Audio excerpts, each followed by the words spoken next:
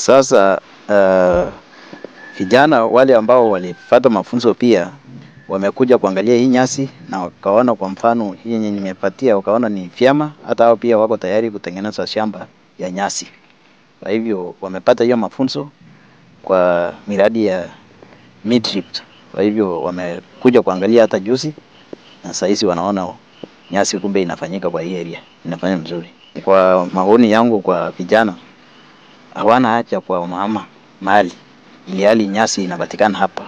Ni yao tu, juhudi yao ni kutafuta mbegu na kutafuta shamba na wafanye yao, ili wapate kusaidika kwa hiyo miradi.